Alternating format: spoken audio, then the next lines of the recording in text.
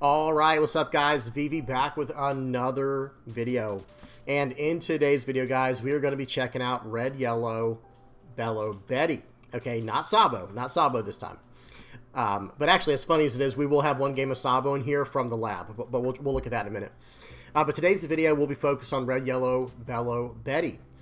Someone did ask in my most recent video talking about, I was talking about a tier list coming out for OP09, and I couldn't believe that in the East, it was just predictions, it's just speculation, none of the, everything could be wrong on the speculations, but they were predicting that Belo Betty would be in the A tier, and that Red Yellow Sabo would be in the B tier, and I was saying I think they should switch, and then someone messaged me, big shout out to the comment section, guys, y'all are always keeping me on my toes, I do appreciate it.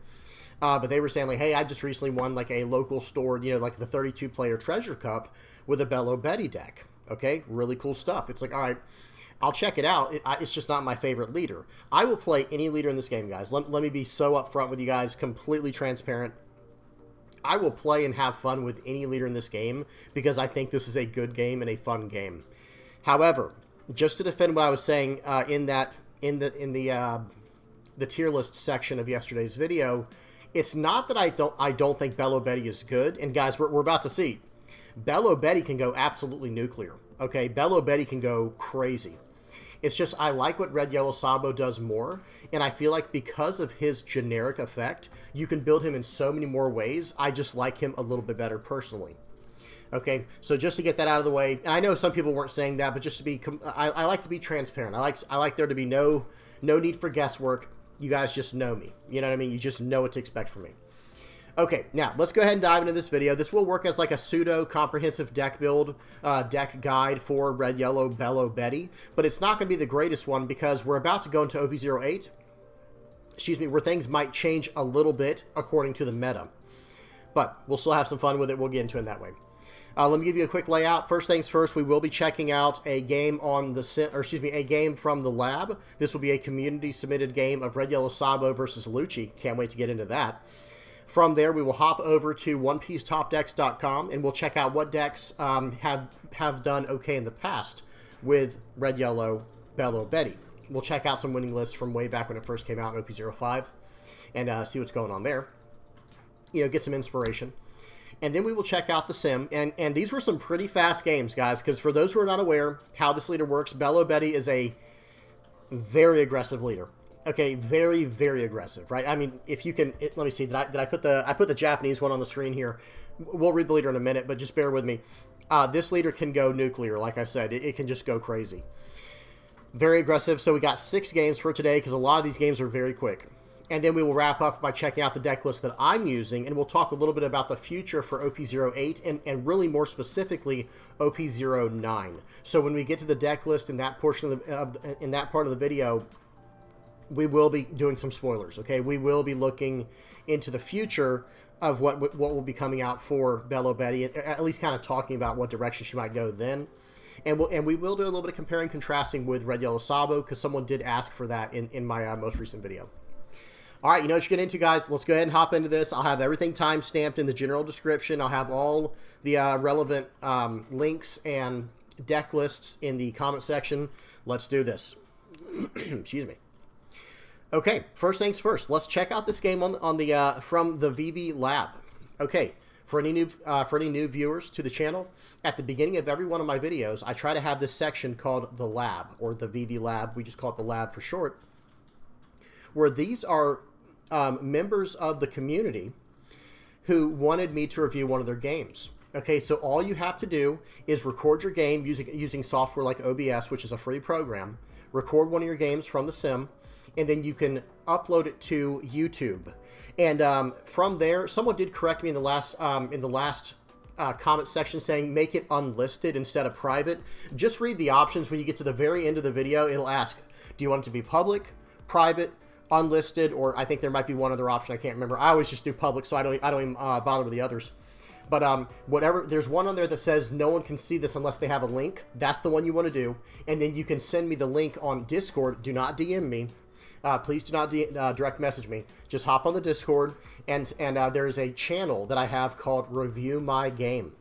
You go in there, you link it in there, and then I put a thumbs up emoji by it when I saw when I see it, and I throw it in line. Okay, just for the newer players out there who want to submit their own stuff for me to go over, and notice, guys, no one will know who it is. You could be totally aliased. No one will have any idea who you are. All right, now let's get into this game finally. We have a game of Red Yellow Sabo versus Lucci.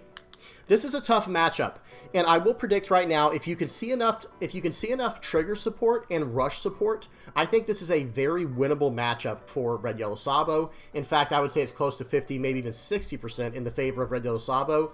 Like I said, if you get a good enough start. Okay, so the volume is off. Let me make sure the speed is on 2x, and we are good to go, guys. Nice. This is the Big Mom Pirates version of the list, and we got Zoro in our opening hand. That is massive. That is absolutely massive for those who are not aware. Going to start off by swinging 5, and then probably just, okay, playing out the Zoro is pretty gutsy, because Lucci can remove cards from the board, right? But I will say this is 1.24C. I wonder if the stage is gone already. I'm not sure when the stage gets paused, so they are going to pop this with Lucci. Seems good for the Lucci player. I don't know if the stage is enabled in 1.24C. I am still catching up on some of the older submissions for the lab, so bear with me, guys. I'm not exactly sure. Either way, it doesn't matter. They're going to go ahead and pop this with the Lucci. And there we go. And that's why... Now, luckily, we did already get another replacement with Kid and Killer, but it's very scary to use out your rushers early on unless you have a backup in your hand. I have lost games against Lucci at tournaments, at least at locals, because I could not see a rusher. Like, I just didn't draw one, or I bottom decked it with other searches. Swing for 6 here. It looks like we're going to go ahead and develop a blocker. Okay.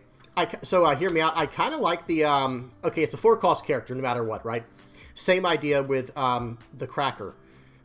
If he can remove the card, he just will, right? If this guy has enough removal in hand, he'll just remove it. Now, the thing I like about Cracker, instead of playing out the Sanji, is next turn you attach 1 Dawn, and there's your 7k attack coming in for double attack. Okay, that is just one thing I want to mention, and that will get you closer to your condition for your Kid and Killer. But I still think this is a fine play. Okay, let's see what they decide to do here. They have 6 Dawn, and they're just going to... Okay, they trashed it either way. So, hey, maybe the person playing this game... Again, I don't know any of these people playing these games, guys. I don't know who they are. I don't know the deck list. I don't know anything about anything. Just reviewing the game as I get it. Blind reaction style. And I will say this, maybe they were trying to bait out removal to get the Cracker out this next turn. We'll have to see. I don't know. Okay, swinging in for 6. I think it's okay to counter out of this, but I would have... Yeah, I was going to say, I wouldn't mind going down to... So, pause. 1 second. If you see the board state here where they have a 6k attack and a 5k attack, I would take the 6k attack first, because you might get a card from your life that you'd rather counter out of the smaller attack with instead. But that's okay. It was a 2k counter either way, and we're fine. Playing out the Kid and Killer, or excuse me, not the Kid and Killer, the Cracker here. Okay, and then we're gonna play out the Parasparrow and swing for 5. One thing that I think would have been kind of cool there is maybe even just, so hear me out. What I would have done, since my opponent's at 5 life right now, because you're nowhere close to Kid and Killer right now, I would have maybe attached 1 Dawn to my Cracker, and then I would have attached the remaining 2 Dawn to my my dude, my the leader here, and I would have just swung 7 into the Rob Lucci. He still was going to counter out of it. We saw the 2k counter, but then you would have gained a life in the process, and then you can play this out next turn by trashing the Parasparrow and getting it down in that way. But who knows? We'll have to see what happens here. Developing 2 bodies, and that's what I was afraid of. Okay, I did not predict they were going to do something like... I actually thought they were going to maybe follow up with like some kind of Lucci play, but actually, never mind. They only have 2 cards in hand. But yeah, that was the situation I was afraid of. If you are playing against Lucci, your #1 priority is to go for the board and to go card in life every turn. Like Kid and Killer, Zoro, these rush cards or trigger cards, because they are just going to simply outvalue you. It's just that simple. They're going to always remove every single card every single turn. That's what Lucci does. Okay, let's see what happens here. But it looks like, this game's not over by any means. Okay, they have to pass it back now after swinging. Swing for 6. Hopefully we can get a decent trigger here. So again, you might as well take the first hit, right? Because we know it's going to be a 6, and a 5. He's telegraphed his play already. So he's already telegraphed his play. So I would actually just take the first hit, since you know you're going to take one of these, and then go from there. So it looks like we're going to take this one instead. Let's see if we can get a trigger. No trigger, never lucky. And they don't attack with the leader. That was perplexing. That was wild, in fact. Not recommended. Okay, let's see what we have here. We can start clearing up this board for sure with rush cards. We can do a search with pudding. Yeah, it looks like they're mousing over pudding. We've got quite a few options here. What I would suggest in this situation, okay, they're probably going to trash a life, and then we can swing 7 into 6. Hopefully, nice. It went through. We gained a life. That was fine. One thing I have noticed, there are 2 major cards against Lucci that are just absolutely incredible. There's no way around it. It is Zoro, and it is that card right there we just played, 7, Lin. Those cards get value on value on value on value. It is really nice. Okay, so we're up to 2 life, and like I said, for some reason they did not attack us last turn, so who knows what they're going to do here. Wow. Okay, they are swinging for 11. Are they about to go 11, 11, 11? Is that the plan here? They did it backwards. Whoever this person is, they're doing things backwards, where they need to be using the smaller attacks first, but that's okay. Okay, so we got a trigger. Nice. We got a Sanji trigger. That is massive, guys. Sometimes triggers win games. I know people already know this. Yeah, go ahead and trash the, okay. Yeah, that's fine too. And now swing for there. We are going to have to block, of course. It is what it is. And now we can gain 2 life this turn. Smash into there to get him. Nice. Okay, we got that. And right here, it looks like we're going to push. It looks like we're thinking about pushing back the Sabo. I do agree with that. And then we can play out, and then we can push our Katakuri back to our life. Excellent. Yes. I would have played out. Nice. Okay, they were doing it. They were doing it. Absolutely play out the pudding there. I probably would have played Cracker instead because he's a lower cost character at this point. However, Katakuri's fine as well. All right, so the Lucci has decided now it's time to start searching for cards. They are searching for Gecko Moria. They are looking for their Gecko Moria for sure. Okay, we're going to take this. This is the true power of what Red Yellow Sabo, the leader, does. Especially in the Big Mom Pirates version of the list. Because we can keep pushing cards back to our life every single turn to totally nullify 1 attack. But we can only take out pretty much 1 attack. Okay, now right here is the time to establish the Yamato and pop the Khalifa. Let's see what they do here. Swing first for 6. That's fine. Yeah, we're going to have enough either way. Okay, yes, yeah. Pop the Khalifa here, and now we can also life the, yes, I would absolutely life that Yamato. Very good. Now we're back to 2 life. That is an incredibly powerful play, and our patience is starting to get rewarded. Okay, we're starting to get rewarded for our patience. They're down to 5 life. We're going to be able to crawl back into the game slowly at this point. And if we keep them at around 4 life, we can pop these little annoying targets like Rebecca. They're probably going to grab, okay, they grab back a Spandine, probably going to snag back a Lucci, pop the pudding, but that's okay because their character is sideways and we have 2 rush characters in hand. We're okay with that. They play out another Lucci. Okay, swing for 7. I might have tried to counter out of that. Did we have enough? I might have given them a 2K, 1K in that situation, the smoothie plus the Satori, just to stay at 2 life, because in this situation, yes, you can pop them again with the, okay, that's actually a good play too, replaying what we just said. So, okay, pause. So I would have popped the, actually, no, that was fine. I was going to say pop the Rebecca, but no, never mind, because they might counter out of this. So that was the right play for sure. Okay, play this, pop that, gaining. Now we're up to 3 life. Yamato in Red Yellow Sabo, if we can get to that point of the game, we can really start crawling back if we have starved our opponent out enough and kept their life high enough. Okay, we just got two free attacks here. Okay, yeah, let's counter out of this. Let's not go down too low. Excellent. Now we get a free attack into there. Now we've got Yamato again. We've got him in a loop, guys. We got him in an absolute spiral. They are in trouble. Guys, let me tell you something right now. This, okay, sure, he swung for 15. What is in his hand? He must have, okay, I would fill the board this turn. He just gave us some slack. Yeah, fill the board. Excellent. This guy knows what he's doing. I'm just going to say right now, it looks like this guy knows what he's doing. Swing for 6. And I personally, I think, yes. Yeah, play this card out. Swing for 7. Okay. Wait, what's going on? All right. Okay, they're protecting the Cracker. That's fine. So I would have done it the other way around. Let me just say real quick, I would have attached... Hang on, what just happened there? How much Dawn did we have? We attached 2 to the Cracker. Is that what happened? I got to go back real quick, guys. Bear with me. Yeah, so that... I don't think we needed to do all that. What I would have done here is I would have kept the Cracker on the board. I would have attached 2 to Zoro, swing 7 at face, life the Zoro to protect our Zoro. Because the rush cards are a bigger asset to us in this matchup. So I would have protected the Zoro, but we do have another one in hand, in all fairness. And then I would have given 2,000 to the Cracker. 2 reasons, right? Number 1, like I said, that Zoro we can play so quickly. It's 5 for 7. We pay 5, we swing 7, we life it. Everything's good. But... Cracker is not only, how do I say this? He will be a 7,000 power character, so it's hard to attack into him, which is the same Zoro will be. However, a 4-cost target is much harder to hit than a 3-cost target, especially now, guys, because if this is the version without the stage, they have to have Kaku in hand or some other type of combo. Some other type of, like, extra cards going on.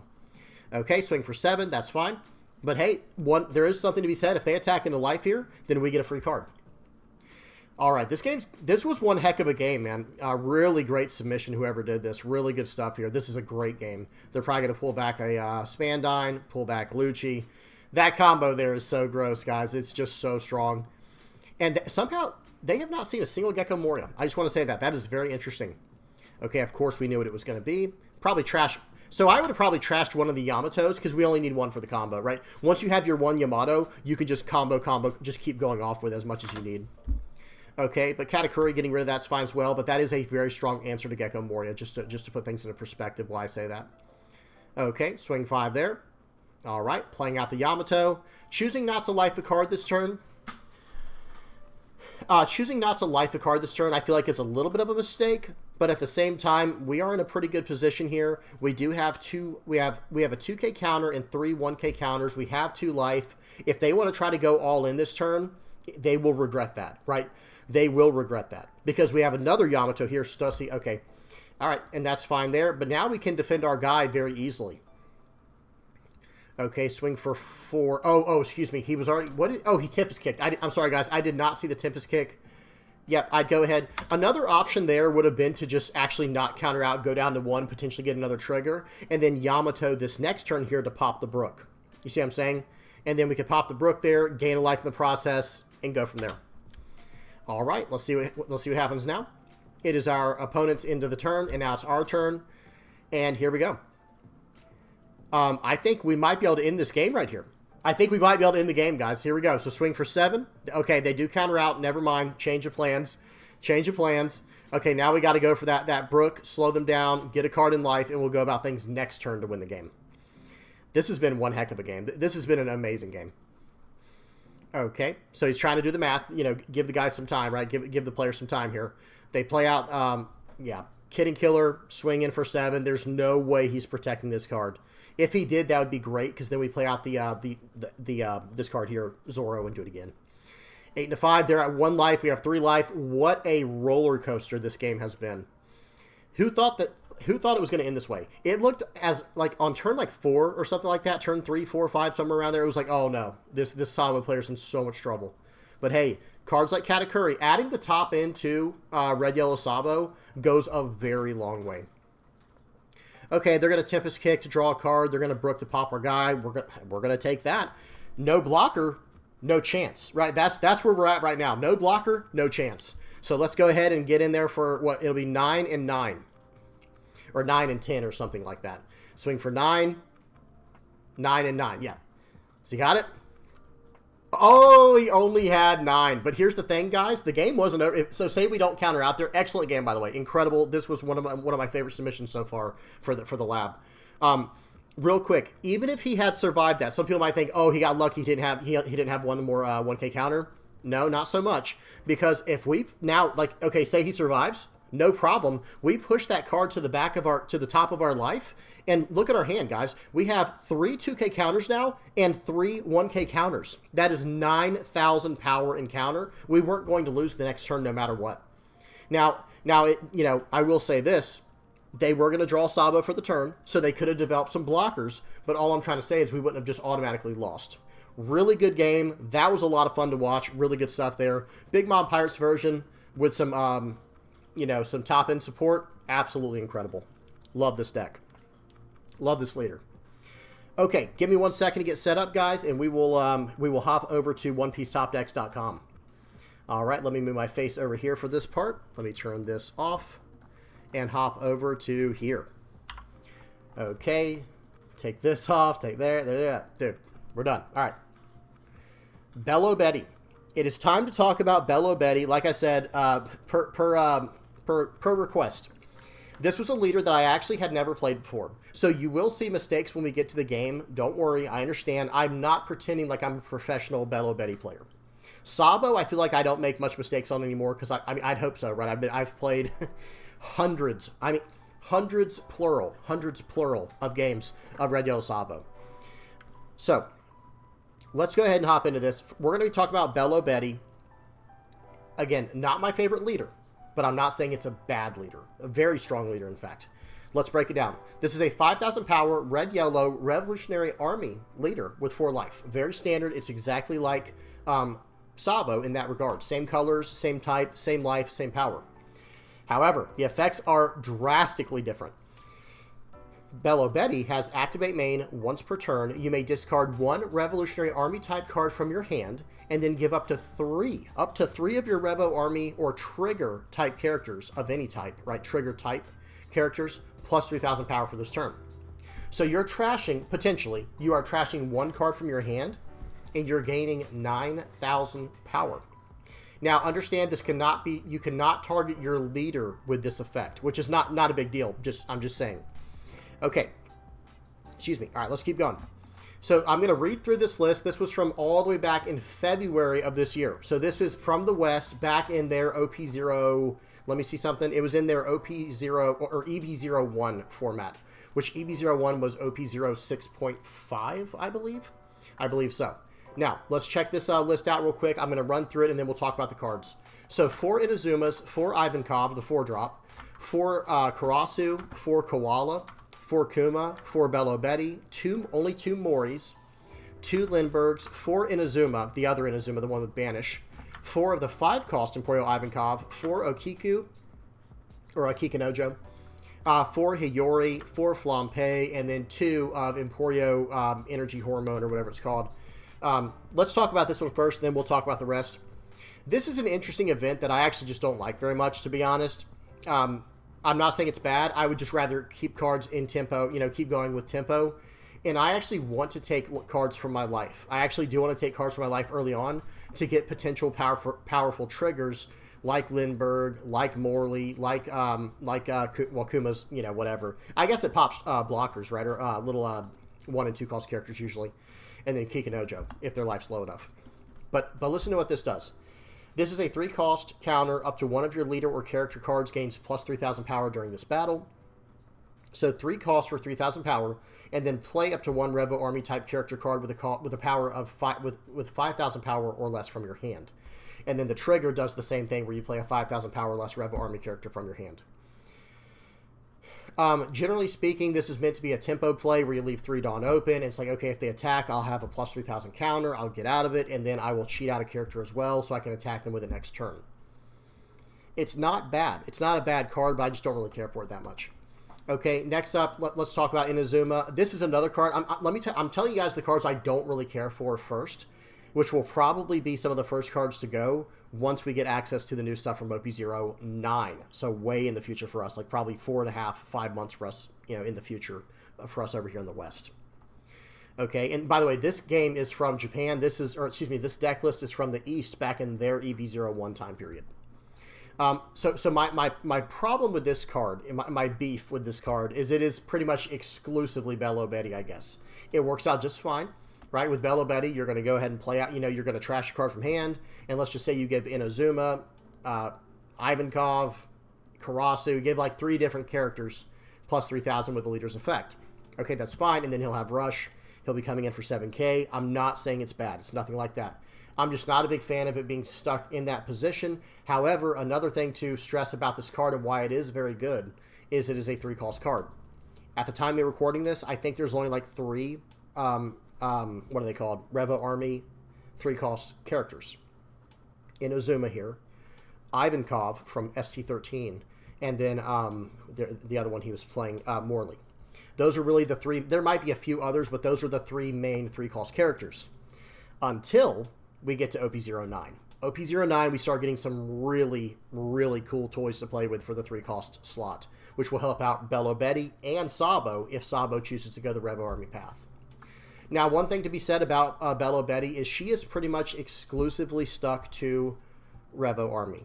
Because even if, like, some people might be thinking, it's like, well, no, you can also play, like, a bunch of trigger cards. Yes, but you have to trash a Revolutionary Army card just to get the plus 3,000 to these characters for the turn. So that is the one thing that really kept me away from playing Belo Betty. because when this card came out in OP05, there was not really a ton of support for Revo Army. Okay, so I'm stuck with playing a type that did not have enough support in my personal opinion. It's getting there. Again, it's getting there, and this leader's growing on me more and more as more and more options become available. Whereas with Sabo, you know, just to tie it back, just to compare and contrast a little bit, Sabo's like, okay, we're ready to go. I mean, you could put anything in this list that's not leader locked, you know, anything in there, and it can pretty much make some use of it. Now, let's talk about some all-stars in this list. I do think Karasu is an absolute all-star in this list. Dropping power of characters, or excuse me, leaders. Dropping power of leaders. It can drop characters as well, but dropping the power of the leaders is insane. It's absolutely insane. This Karasu and this Koala, which is a minus 3,000 power on play effect, they make Lindbergh actually kind of decent. Now, one card that I prefer to play over the Emporio Energy Hormone is I like the 2-cost Fire Fist, the Revo Army Fire Fist, because then all of a sudden Lindbergh's popping a 7k, okay? And that's a big deal at that point. That's not like a little 3k character anymore, which is not bad either. You can pop the blockers, you know, little blockers. You can pop, you know, little searchers, you know, very, very easily with this card early on or at any point, and it triggers, plays it, and the trigger can just play it. But just saying, in general, Koala allows Lindbergh to pop a 6k blocker, which is the majority of blockers. But then for the bigger 7,000 power targets, if you have a Fire Fist or 2 in your deck, or like 3 or 4, however many you choose to run, then you can actually start hitting some pretty large targets, which is good. What else? So as far as the MVPs go, like I said, Karasu is just incredible. Ivankov is much better in Belo Betty than Ivankov is. Sorry, guys, there's like a fly in here. Ivankov is much better in Belo Betty than it is in Sabo. In Red Yellow Sabo, even running the Revo Army version, remember, you do have to still end up attaching 2 Dawn to this character to get the effect, which sometimes is impractical. And in my Red Yellow Sabo list, I've dropped this down to a 2 of. This card right here in my Revo Army version of Sabo, I've dropped it down to a 2 of. But in Belo Betty, you don't even have to use Dawn. You trash a card from your hand and buff it. So I will say that is an absolute win in the camp of Belo Betty players.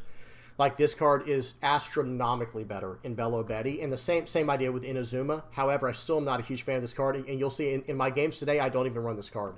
And I'm not complaining either. Like, I feel like I never needed it. Okay, Lindbergh is decent. He does require some help. Inazuma. In the current format, guys, if you're running against anything, I don't care what color deck you're running nowadays. Yellow has triggers, obviously. Even black has triggers with cards like Tempest Kick and things like that. Red probably is one of the least played colors in the game right now. It is what it is. They don't have a ton of triggers, but they do have things like Jet Pistol to worry about. Purple, not really too many triggers, but blue does have triggers. So yellow, black, and blue, which is like a large portion of the the format right now, the meta. This card says you're not getting any triggers, buddy. Like Banish coming in for 7. Like I said, with the leader effect, that's easy. Coming in for 7 with the leader effect is massive. And if you're able to combo this with Karasu, where you swing in with the Karasu first for 8, dropping the leader's power to 4, now you're swinging for 9k attacks, right? You're basically swinging for 9,000 power attacks into a 5k leader, where they have to give you 3 cards to get out of each attack, because 8,000 power, like I said, is just massive. And with the Karasu effect. So it becomes almost impossible for your opponent to survive at that point. Really good stuff. And then last but not least, the card I want to focus on is this Emporio Ivankov, the 5-call 6k. Whew, man, this card allows for some pretty insane tricks to happen. Emporio Ivankov, the 5-call 6k, allows for you to look at your top 3 cards and play a Revo Army type character card with 5,000 power or less. And then return the remaining cards to the bottom of your deck in any order. Who cares about that part? You have so many options. You might get a Searcher where you do a top 5 search. You might get Koala to do a power reduction, which should not be underestimated. You might get Karasu, which is about to make the rest of your attacks easier for the turn. Or you might even get one of these other cards like Emporio Ivankov, because she can search up Ivankov. Y'all see that? So this character cannot play out another Emporio Ivankov, but this character can if they find it and it's 5,000 power or less. So there's a world in which you play this card out, you get out the Ivankov, the 4 cost we were just looking at, and then from there, you can buff your board however you need it to for the turn, and cheat out another character from your hand, because now this is an 8,000 power character, which could be the Karasu. So there are combos on combos on combos within this deck, and that makes it very fun to play, I will say. Let me not get too far ahead of myself. Playing this deck is an absolute blast. I will tell you that right now, guys, and we'll talk more about that at the end. It is running 4 Kikinojo because this is just an insane card. It's just simply an insane card. I prefer a different blocker in this spot. I prefer Sanji. Sanji is a 4-cost, 5,000 power, 1k counter. Trigger play this card by trashing a card from your hand, and it's a blocker. I just think it has a little more utility. And here's the thing. I don't really care about buffing my character to 9,000. I'm going to probably buff all my characters to 8,000 and then end up dropping my opponent's power, my opponent's leader's power down to 4,000. So they're going to be like 9k attacks anyway. The threshold to hit in this deck with Karasu on the board is 8,000. Because if you're swinging for 8,000, which, by the way, that's what we'll get from the leader effect. If you're swinging for 8,000 into a 4,000 power leader, I already said this, guys, but it is massive. They have to give a bare minimum of 3 cards just to survive that hit. So it is a very big deal. Okay, now we're looking at probably 1 or 2 more decks. We're just going to kind of blast through these. These were from the West. These are from OP05 in the West, okay? Sorry, guys, the mustache. The mustache and the goatee, man, it's getting me early in this video. Let's check out, we will check out this, we'll just go straight down the line and kind of blast through these and look for any major differences. Most of the lists are almost exactly the same right now because there is a limited card pool for Revo Army currently. Now this one is running Nefeltari Vivi, which is interesting, giving all of your cost 3 or greater characters rush. Not a huge fan of that, but it is interesting. That way you can swing right away with your cards like Lindbergh, swing with Morley. Very interesting, like I said. Oh, and with Cracker. That's actually kind of interesting. And does it have to be a red character? It can be any color. Okay, very, very cool. I'm still not a huge fan of this. I'm just going to be honest with you guys. I'm not a massive fan, but at the same time, I'm not saying it's a bad card. Everything else, though, okay, other than this Kobe, they are running the Trigger Kobe that can get a blocker out of life. 3-cost, 3k blocker, play this card out of life. Not bad. And they are running the Sanji. Actually, excuse me, guys. This is a very different list than what we saw.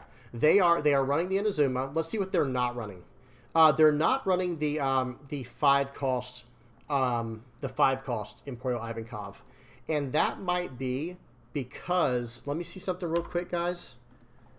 I just got to see something real quick. This came out in OP06, so understand that right away, guys. None of these deck lists we're about to look at have the new Ivankov, so we are just going to kind of blast through them. You pretty much have to run the 5-cost card now, guys. It's just that important.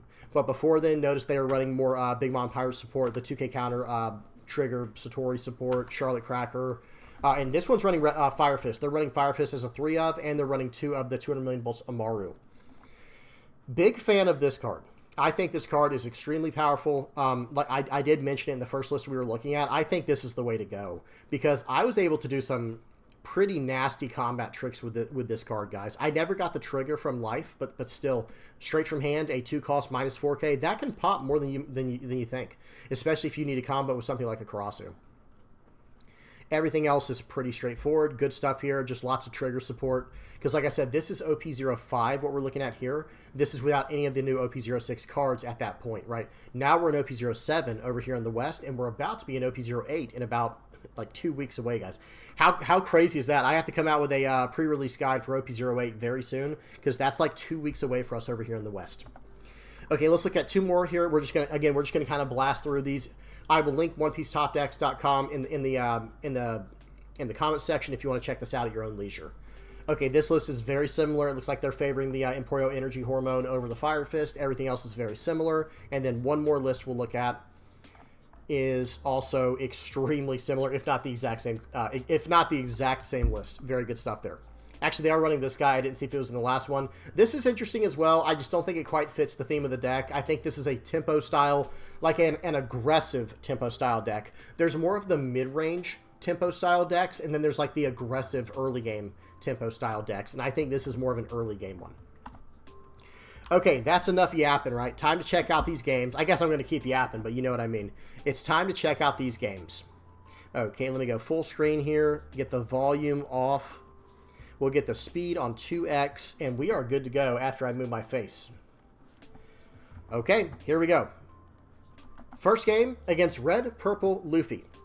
Now, I will say this. I feel like, I don't know if it's like Red Yellow is just a counter to Red Purple, because Luffy for me has been, for any deck that I have that runs Red Yellow, has felt pretty good for me. Real quick, let's get into the game here. They're going to swing for 6. I could not swing on my first turn because they're a 6,000 power leader. I don't have a way to pop this character just yet. In OP09 there will be. In OP09 there will be. But I can't get to it just yet. Okay, and now I play out the Karasu and I swing for 5, but I don't swing with my character. I want to go full board wide and get as many attacks as I can from my my characters. They're going to go and play out a queen here. I'm still at 3 life. I'm feeling pretty much fine about this. I'm going to go minus there. Right here, I can't decide if I'm ready to commit yet. And I'm like, well, nope, yeah, we're doing it. So then I'm going to swing for 8 into 4. Okay, I played a Karasu, give his leader minus 1,000 power for the turn on play. Then, when attacking, if your Karasu has 7,000 power or more, guess what? Minus 1,000 power more. Okay, so he has gone from a 6,000 power leader to a 4,000 power leader. What is he going to do here? I have no idea. So right here, I'm like, all right, well, let's just keep this, keep the love going here. We'll swing for 8, then we'll swing for 9. And now we'll swing for 8 unblockable. So I hope he chose that properly. I guess he did. And your turn. So in this situation here, my opponent is at 0 life. I have a Karasu that cannot be attacked. I have one Karasu that is standing. This is very bold of him to not attack into my Karasu. That's all I'm going to say. Karasu, it should be his #1 target. It should be 7 into Karasu, 7 into Karasu, everything else into Karasu if he doesn't go.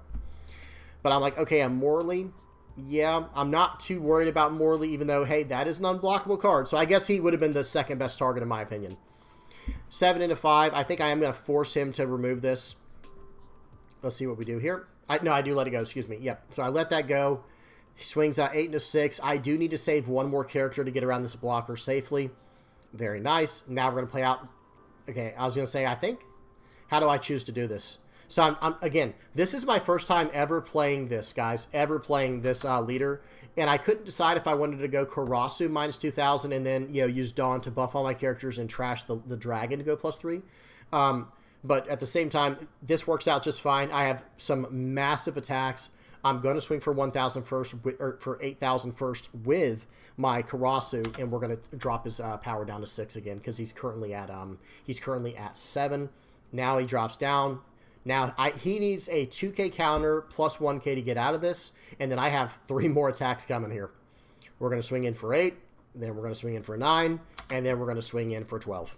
Guys, this deck is an absolute onslaught. And you might think that, there's actually quite a bit of different options you can go with each one of these games, guys. I'm just choosing a specific way that I'm learning. You know what I mean? Because, again, I'm not a pro at this deck just yet, guys. You will probably see plenty of play mistakes. Hey, call it out if you want to in the comments section below, but let's just be respectful. That's all I ever ask. Okay, going against Red-Green Law. Red-Green Law can be pretty aggressive as well. We're going to get a perfect turn 1 start with Belo Betty. Excellent. And I will also have a turn 3 Emporio Ivankov. Turn 2 in this deck is a little weird because we don't have a lot of 3-cost support. And this is where that Inazuma card does become very solid. But at the same time, we make do. We'll swing for 8 here. He's going to take this. And now I've got him down to 3. And by the way, in my list, guys, you will see later on when we get to the deck list, I am running 2 Kidding Killers in my list. Okay, he plays out Brook. He's trying to fill the board up here. He plays out another Brook. He's going to attach all 4 Dawn to his leader from those effects. Swinging for 9. I get a Morley. I'm going to trash an Inazuma. And I'm trying to fill my board out. That's all I'm trying to do right now. I'm trying to fill out the board and go about things that way. Let's see what he does here. I'm on my 5 Dawn turn here. Play out the Ivankov. I'm going to swing first. And one thing I've noticed that I try to do, this is not the same against something like Lucci, by the way, but against decks that don't have a ton of removal, I'm not going to swing with my characters until I'm ready to swing. I'm just going to poke with my leader and then develop characters. Get a Karasu. That's fine with me. -1. Pass turn. Pass turn. Not attacking. You can attack there if you want to, but why would you? That's kind of my logic. Because now, look at next turn, this guy. Guys, this guy's in trouble next turn. Y'all see that, right? Y'all see what's in my hand? Y'all see what's on the board? If he is not running Jet Pistol, I'm about to run this man over. Like, this man is getting run over here. Now, I think he does stay aggressive. He is going to use his leader effect here and all that good stuff. Let me make sure we are on 2x speed, right? Yes. Okay. So right here, he swung for 5. He's going to swing for 6. I get a trigger. It's like, dude, This is not your game right here. This is not your day. All right, so he's going to play out the Law. He's going to pull back a card, play out another blocker. He should have left one Dawn open so he could at least draw a card from that, but that's okay. And right here, it's like, you know what, man? We're going to trash Morley. We're going to buff the characters I need to buff. We're just going to smash this guy's face. And we're going 8 into 4. Okay, he should probably block this one because you can't block Morley, right? And I'm like, I wonder if this guy knows that. So we'll swing 6 into 4. You ready for this, guys? All right, here we go. 6 into 4. We'll see what he does. Could just block. He's got 4 blockers. He's got 4 blockers, guys. All right. I'm like, oh, okay. Well, let's just load up, and we'll swing for 14 into 4. Let's see if you have 3 or 5. Let's see if you have 5 2Ks and a 1K. He did have a jet pistol, by the way. I'm so surprised he would not use jet pistol last turn to get rid of like the Ivankov or the Karasu, something along those lines. But who knows? Maybe he drew that. Well, no, there's no way he drew that for the from one of his life because he could have popped one of my characters. But either way, guys, Morley cannot be blocked. Do y'all see this card right here, guys, under the U and under the U here? Okay, that card is a 3-cost, 5,000 power character with no counter, but trigger play this card by trashing a card from your hand. But when attacking, if he has 7,000 power or more, he cannot be blocked. So you have to respect him in the same way you have to respect Luffy, the 5-cost Luffy. Okay, next game. We got a game against Bonney. I almost said Bello Betty. No, we're the Bello Betty. All right, we are the Bello Betty. Okay, here we go. Play out the Bello Betty. That's a great start. I hard mulligan for Bello Betty, like for the 1 cost. They're going to play out a Jewelry Bonney here. I just swing for 6 into face. And then right here, I'm going to swing for 2 into, or actually, I think I just developed the body. Keep my character unrested so they can't attack it. That is something you'll have to get used to.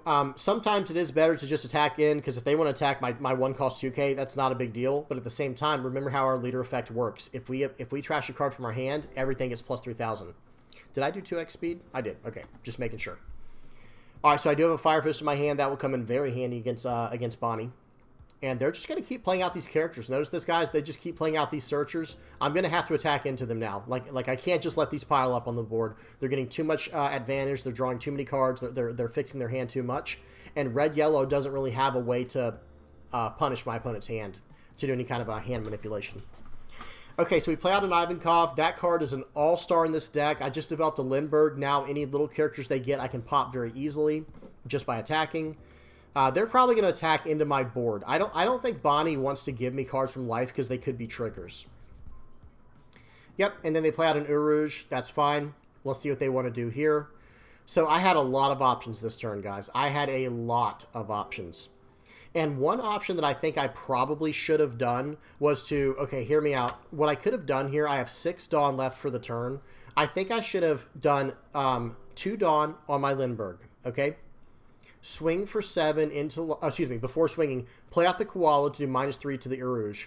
Then swing for 7 into the leader, popping the Uruj. Then I could have swung one of my little guys into the 1 cost. But I don't think I do that. I think I just pop the 1 cost with my actual, the Lindbergh's effect. So here we go. We're going to swing for 7, just pop it. There are so many options I could have done this turn, guys. Like, literally, there were so many options that I could have done. Playing out an Inazuma there, playing out an Imperial Ivankov to keep my board healthy, and just going about things that way. I'm going to swing out here a little bit. I'm not ready to commit to going wide just yet, because they have a lot of cards in hand. I want to whittle them down. I want to play this as smart as I can. All right, just waiting on my opponent now, I think. Or actually, excuse me, we're waiting on me. I'm the slow one right now. Okay, past turn, I develop an Inazuma. This is going to banish cards from their life if it hits. And I still have 5 cards in hand. I have 5 bodies on the board. I have 4 life. They have nothing. They have an Uruj that they don't want to swing with because they know I'll attack into that every single time. And they only have their leader swing. And it looks like they have 8 Dawn. Let's see what they decide to do here. They can't play out... Okay, they play out Hody Jones. Very interesting. They'll tap down Inazuma in a 1 cost. I was going to say they can't really develop a Eustace Kid right now because they don't have 1 Dawn to attach to it. And I can just swing through. Okay, let's see what they decide to do here. And I think it's about time to get aggressive. Okay, they are going to choose wisely to attack into my 1 cost here. This ends up being a really good play because I'm going to defend anything else. Anything else they attack with, I'm actually just going to give them a 1K counter or a 2K counter. Okay, and I'm like, all right, you can have the 1 cost. That was very, very smart because Otherwise, you're going to hit with 5 attacks this next turn. Right? And I mean 5, because remember, they're going to tap down one of them. Okay, so now they're going to swing with Hody Jones, 8 into 5. And I think I give him the 2K counters here, guys. Do I let it go? I feel like I should have let this card go, but that's okay. We'll do that. And I still have 2 1Ks in hand just in case if he tries to swing with Uruj. And then, yeah. Okay, he lets it go. Our turn. I probably should have let it go. Like, I'm thinking back. Y'all tell me what y'all think in the comment section below, but I think letting it go would have been just fine. Okay, so here we go. It looks like I'm going to... I have my mouse over Fire Fist. I'm trying to decide what the best play is here. This is a very technical matchup. You know, Red-Yellow Belo Betty or even Red-Yellow Sabo versus Bonney is a very, very technical matchup. You have to do things just right or you're in a lot of trouble. Okay, so I'm trying to make sure I have everything ready here. I'm like, you know what? Let me just go ahead and play out the Ivankov first, and then we're going to go from there. I've got the Fire Fist still. I can drop down the Hody Jones. There's a lot of things I can do here. A lot of things I can do. Okay, and right here I decide to do minus to the Hody Jones, and now I'm going to swing some really efficient attacks into the Hody Jones. So they're probably going to tap down my Inazuma here just to ensure that they can't lose a card from their life, but Lindbergh would have been a good option as well. All right, because they don't know what my last 2 Dawn are going to be used for at this point. So swing 6 into 4. They're going to have to give me 2 cards minimum, or they're going to have to give me the blocker. They give me a 0-cost 3K with a card. Okay. Guess what? That's going to happen 2 more times. 6 into 4. I'm going to need 2 more cards from you, sir. Let's see what he does. Or give me the body. 2K, 1K. 6 more. And let's see what happens. 2K, 1K. I got 6 cards from his hand this turn. Okay. I got 6 cards from his hand. That is a very big deal. Now, it is true. He's going to be able to swing in here. Okay, swinging for 5 seems like a mistake. But then I'm like, wait a minute. 10 Dawn. I know what he's going to do here. Anything he attacks into my characters, I'm going to let him have it because he's going to lock me down this next turn with a Doflamingo. I know that for a fact. There's no other possibility in this situation here. He sees that I'm onto him. But he still needs to clear out the characters. But at the same time, I'm like, okay, I'm not falling for this. Right here, it looks like I'm thinking about developing a Sanji, developing Poyo Ivankov, and I'm going to pass the turn. And now next turn, I'm going to start going face. I'm going to hope that he attacks into me. Maybe I can get another character. Let's see what he does here. He's probably going to attack 5 into my Lindbergh first, and I'm just going to let him have it. I'm not defending that card. There's no reason, because he could go 5, 8, 10. I can't defend that card. Why would I try? And I want him to attack into my face. I want potential triggers, right? I want more cards in my hand. Okay. And this board is devastating, guys. Do y'all see this board? Like, this is a massive, massive board right now. He's going to play out a Cavendish. Not bad. Going to play out a Basil Hawkins. Again, not bad either. And let's see what happens. Does he want to attack into me and give me a chance at a trigger? That's really what the question is right now. He says yes. So he attacks in. I get the Sanji. And I just slam it. I'm like, dude, I'm going full board wide. I'm coming at you this next turn. We're going to go pretty hard next turn. Nice thing is I got a card. Okay, pause. I got a really nice card in my hand there. All it had to be was Revolutionary Army. That's all I needed. Now my leader effect is turned on. Okay, so let's see what we do here. I believe I'm going to swing first with the Inazuma. We're going to swing for 7.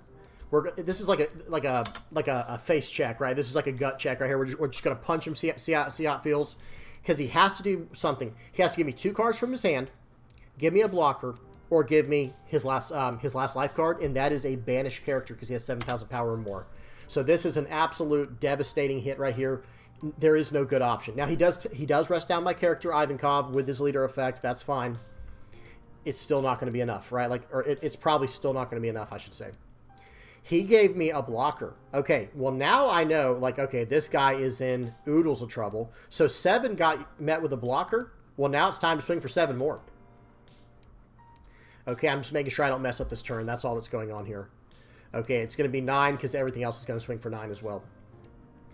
Okay, so it's going to be 9 and then 2 more 9s and a 10. That's what's coming this guy's way. All right, so here we go. Swing for 9. Let's see what he does. Just waiting on my opponent now because this is a tough call. This is for all the marbles right here. I don't think there's a way out of it. Say he gives me the blocker here. I'm going to swing in for 9 more. He'd have to give me every card from hand and then 9 more and then 9 more. So now it is going to be 9. Like I said, it's going to be 9, 9, 10 from here. There's pretty much no way out of this one. He's probably coming to that realization now. Yep, you win. Good game. That was a close game, guys. That was a very good game against Bonney. That might not have seemed close, but they were playing very intelligently by not just, you know, tapping out, by trying to do things they shouldn't do. I was waiting for them to play Useless Kid the entire time, and they had to hold it in hand. And if they had tried to play that out on one turn, guess what I was going to do? That's when my Fire Fist was just going to go crazy and run him over. Okay, and not to mention, Useless Kid is not even the worst card for this deck, because we could trash one card from hand, and then all of our 5Ks become 8 to just swing, you know, directly into it very, very efficiently. Okay, next up we got a game versus Doflamingo. Let's go speed 2x.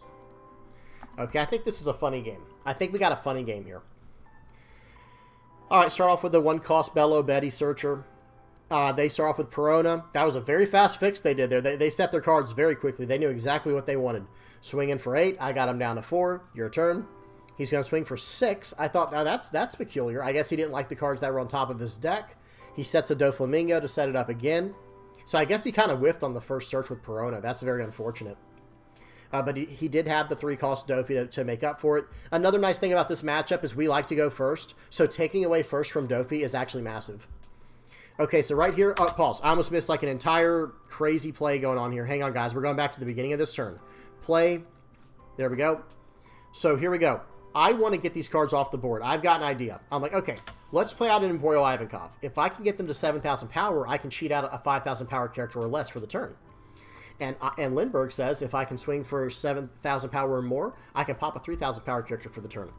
Okay, well, let's go ahead and trash a card from hand, the other Ivankov we have. We'll cheat out the Karasu, drop the Doflamingo down to 3. We'll blow that card out of the water, come in for 8. He 2Ks out, come in for 5, come in for 6. Your turn. I've got 4 cards on the board on turn 3, guys, and I went first. Okay, he's swinging in for 7. He's going to get a Jinbei, cheating out another Doflamingo. That's very annoying card here. Right here, I do try to save this. Unfortunately, he's going to have enough to load up on Perona. I had to try to save it, though. Like, maybe he was going to play out another Doffy or something. I'm like, all right, fine, whatever. You know, I had to try. I had to at least try to save that card. Okay, here we go. So I think I'm going to attach 2 to Karasu here. I'll swing 2 into 2 first. Please give me a blocker. I beg of you. Now, right here, time to swing 7 into 5, but it's going to go down to 4. He gives me the blocker. I'm like, okay, we're going to swing for 5 into 4, 6 into 4. This goes through to drop him to 2 life, and we're going to drop it. Oh, he left too quickly. He left. He's a quick one. So right after he took this card right here, he just leaves the game. I was going to drop the Kid and Killer to run over the Jinbei, and this guy's going to have no cards again, and he's just in trouble on trouble on trouble.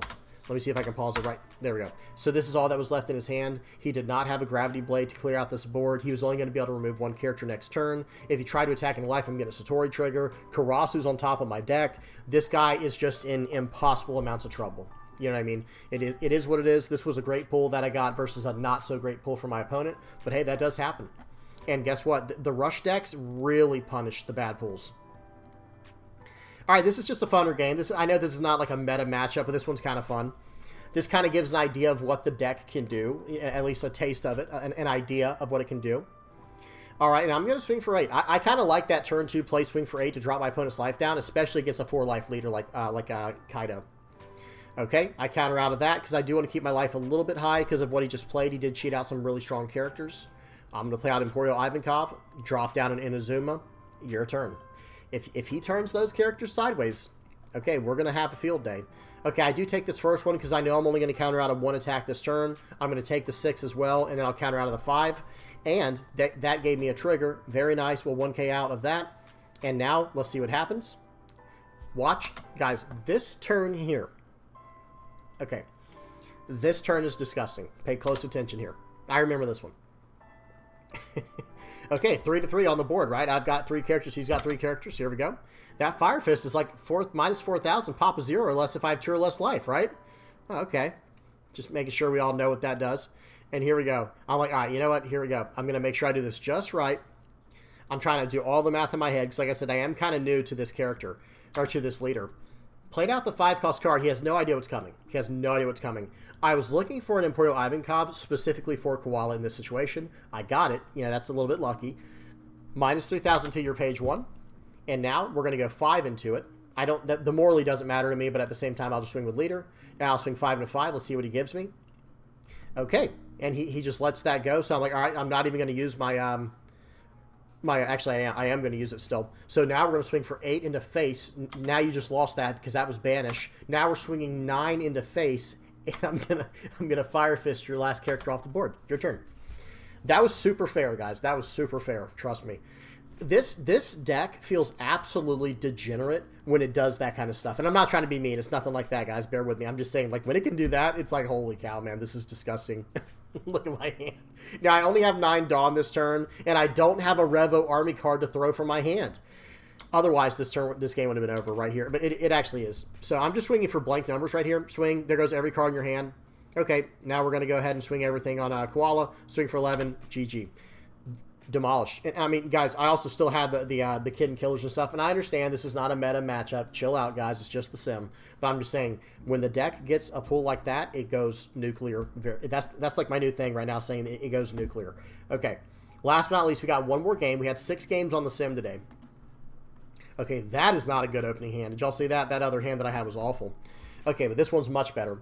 So we're going to go turn 1 Belo Betty. That's my favorite start. Now, I didn't see the 5-cost Ivankov. That's usually what I'm fishing for. Because I don't like to swing 5 and 5 with Belo Betty. I'd rather keep my 1-cost Belo Betty on the board, so that way I can buff it later for free and get value from it in that way. Okay, but I actually had to go second this turn, so I'm going to have to play out some characters here. Okay, swing 5 into 5. Yep, make sure to do that first. And then I'm just going to develop a character this turn. I'm just going to develop the Ivankov. Okay, so here we go. I've decided I'm going to go very aggressive because my opponent has no characters on the board. I want to capitalize on him not having anything. So I play out Emporio Ivankov on 4. I trash a card from my hand, the Dragon, because I'm not going to need Dragon anytime soon, especially since I have double Kid and Killer in hand.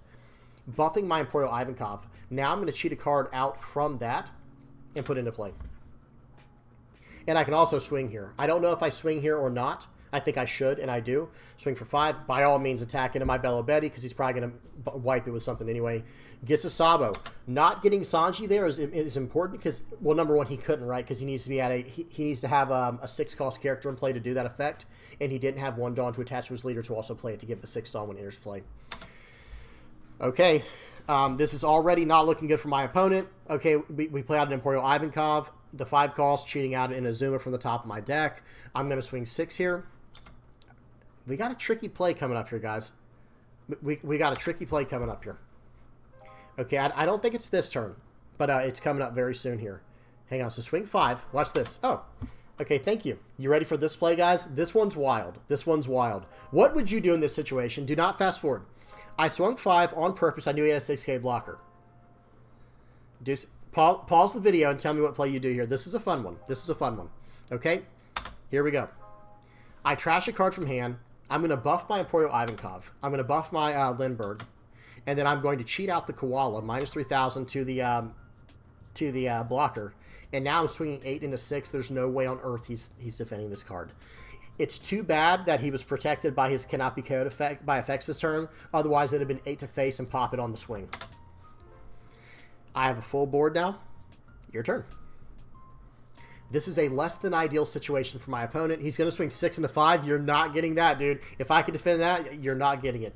He plays out Nika Robin. If I get a Revo Army card off the top here, he would have been in so much trouble. But it's like, oh, man. Oh, well. Well, time to swing for some 5s. We'll swing 5. We'll swing 5. I think I swing 5 one more time. And when he counters out of this, I'm like, okay, Inazuma, swing for 7. Actually, one more 5. Excuse me, one more 5. I want to get the cards in his hand down. Swing for 7. That was a 2K counter that just went to his trash. Swing for 5. Swing for 6. I'm going to play out this guy. Swing for 7. This guy, guys, he leaves the game right here. And I don't even blame him. I mean, what do you do in this situation? You know, in the situation he's in right there, what are you even supposed to do? It looks like he drew 1,000 Sunny from either his turn or from his last life card. So it's like, okay, he needed that earlier. Then he could have at least put up a bigger fight. And if he stays in this game, I only have a 1K counter in hand. Think of it like this. Let's say, okay, this turn he has 4, 8. I think he has 9 Dawn this turn. Yeah, I think he has 9 Dawn. He could play out a Gecko Moria, swing for 5 and swing for 7, maybe pop 3 characters altogether, maybe get a blocker. But guys, I'm going to keep at least 1 body. Okay, 1 body will stay no matter what. If he attacks into one, attacks into another, and then pops one with something from the trash somehow, from the Gecko Moria potentially, I still have 2 bodies on the board and my leader, and now I'm swinging for all 3 of those and my the Kid and Killer in hand. So it's basically just over no matter which way you slice it. Okay, that was a lot of fun. That was a lot of fun. Let's go ahead and check out the deck list. Move my face over. So this is what we're looking at currently. This is the list I was running. Like I said, I don't care for this card right here. Not that it's a bad card. It just doesn't quite fit my playstyle. How do I say this? It does have the upside of being able to play out right on turn 3. Just purchase the 3-cost 4K vanilla with upside later in the game. But the thing is this. I actually just want to play this character out to win games with it. You know what I mean? Like to have Rush on its own. And because of that, I'd rather just run Dragons or Kid and Killers. Now, one thing I will say right now is, yes, Dragon was big on one game that we played today against the Red Purple Luffy, but he's probably going out of the deck for something like, another one of these, where is the Fire Fist, and then, what's his name? Kid and Killer. This guy right here. This is the immediate changes I would make, but let me at least show you all the first list. I'm going to run through it and we'll talk more about it.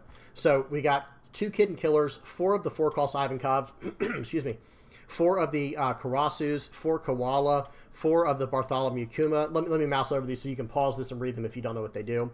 Here's the Karasu, here's the Koala, here's the Kuma, 4 of the Searcher Belo Betties, 4 of Morley, 4 Lindbergh, 4 Inazuma, 4 of the 5-cost Emporio Ivankov, and 4 of the 4-cost Inazumas, by the way, the ones I banish.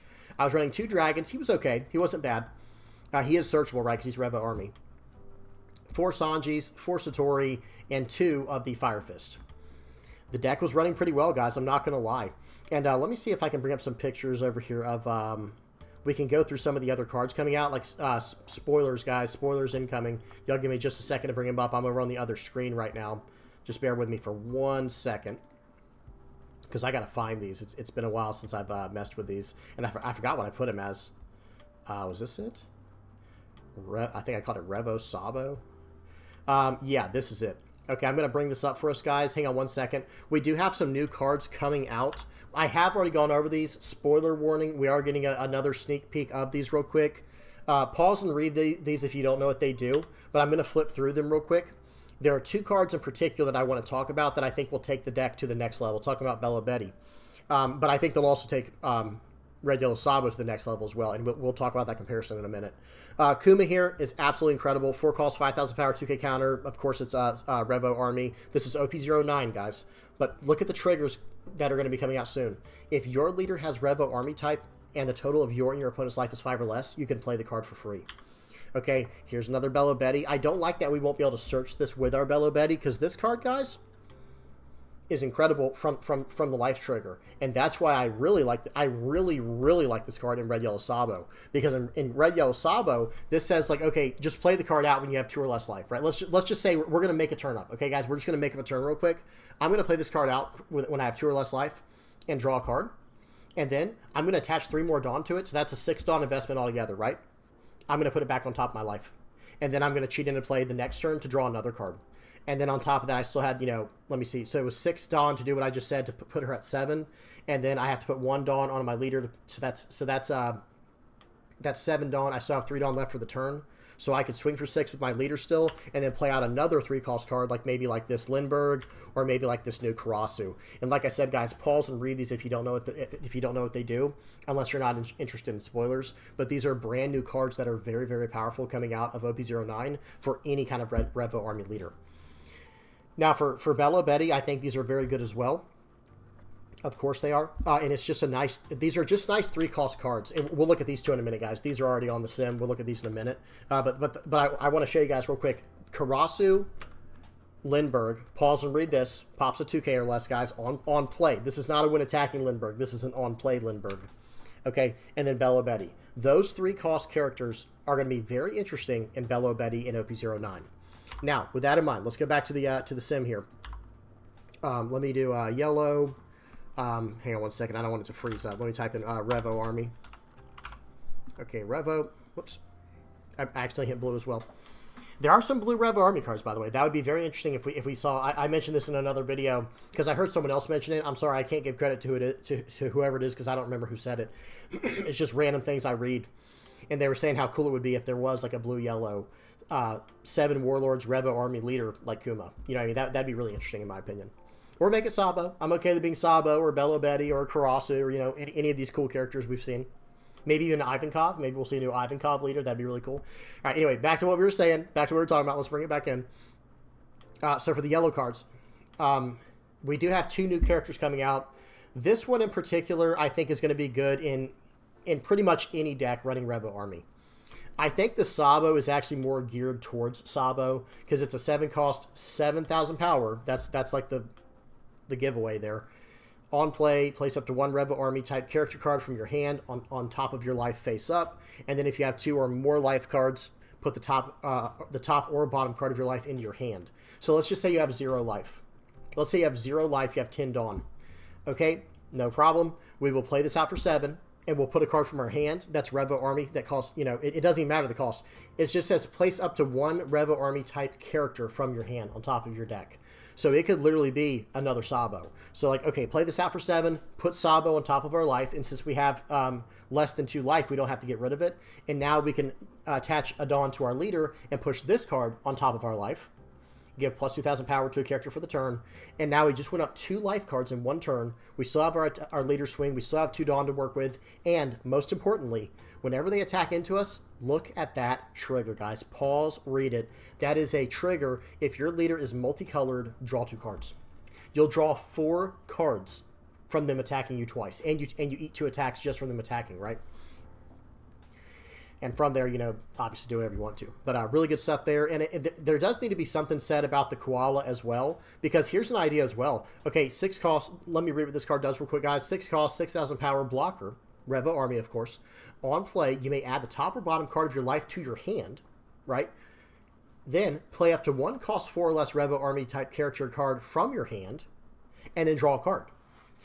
Well, in Sabo, again, we are talking about Sabo now, not Belo Betty. In Red Yellow Sabo, you play this out for 6, attach 1 more Dawn. So it's the exact same play as the Sabo is, right? So for 7 Dawn, you play this out and attach a Dawn to get her to 7. Attach 1 Dawn to your leader. You have 2 Dawn left to work with for the turn, and just put this back on top of your life. You can do it again next turn if you need to.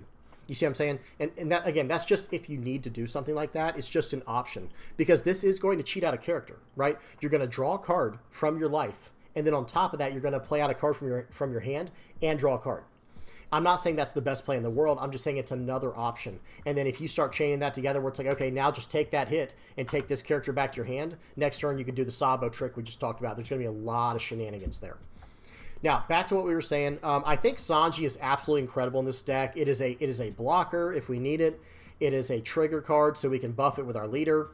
And we still have plenty of Revo Army type cards in here. We don't have to worry about whiffing the top card of our deck too much because that does happen, right? Y'all saw it happen twice, I think, in the 6 games. In the 6 games I played, it happened twice where I just needed to top deck any card in my list here other than these 10 cards: 4 Satoris, 4 Sanjis, and 2 Kitten Killers.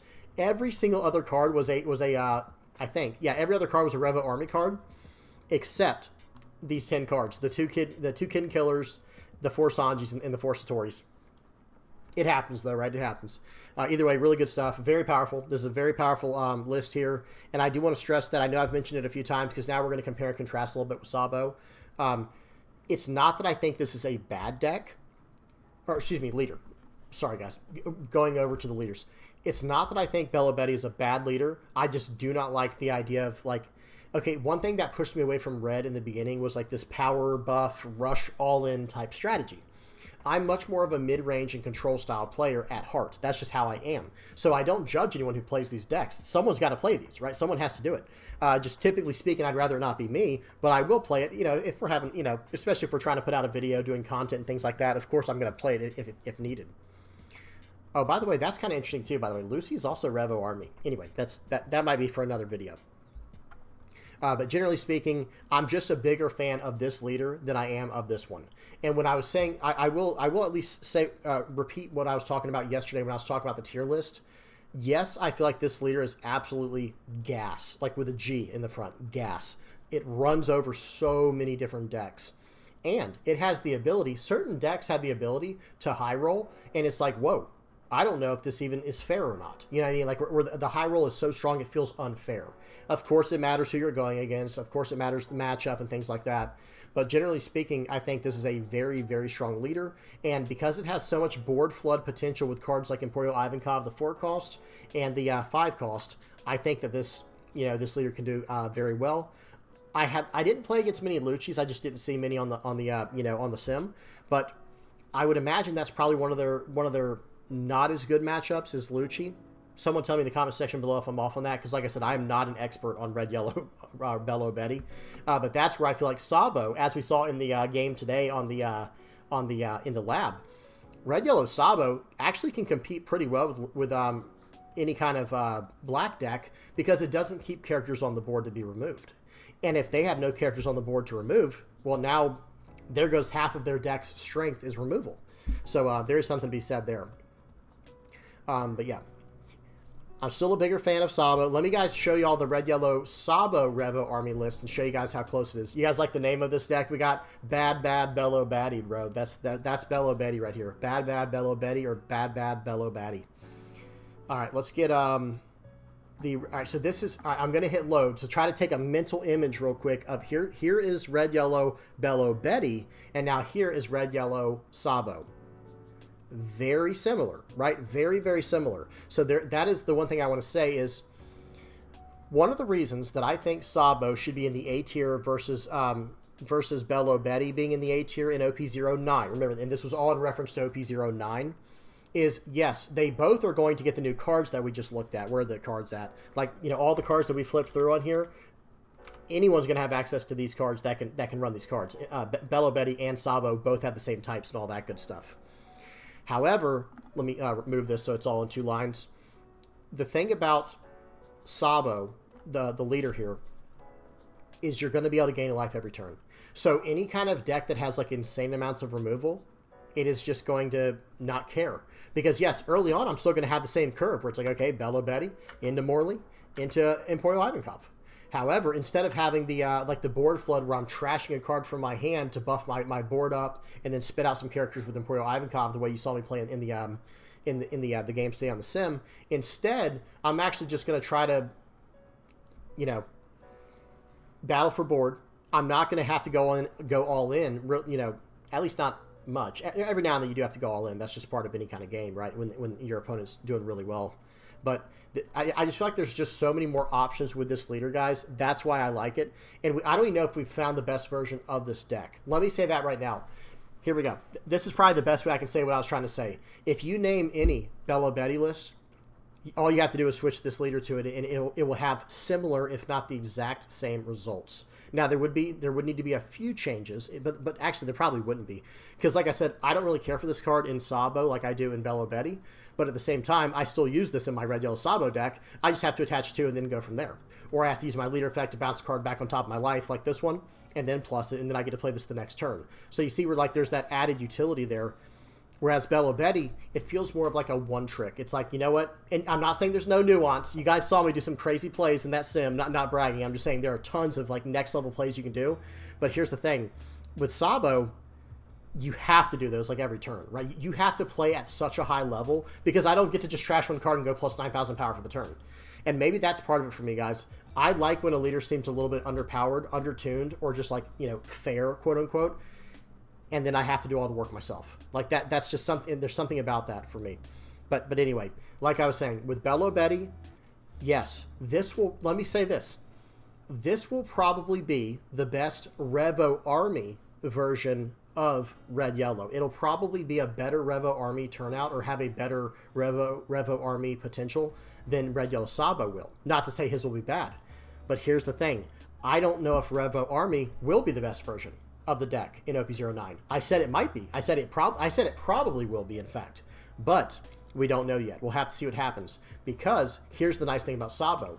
If Revo Army ends up being hard countered by whatever the best like removal deck is in the format, because I feel like that's going to be that will probably be its biggest weakness, is just removing characters every turn and just playing unkayable blockers and stuff.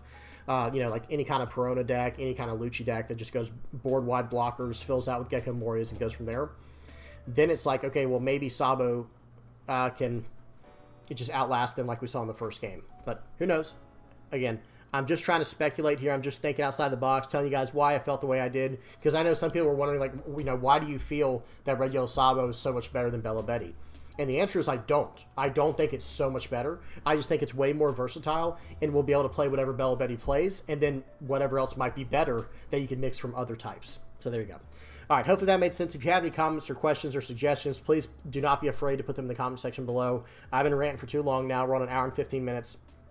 Hope you guys enjoyed that. Let me go ahead and put up the patrons page here, and let me go back to the Belo Betty list one more time. Bad Belo Betty. There she is.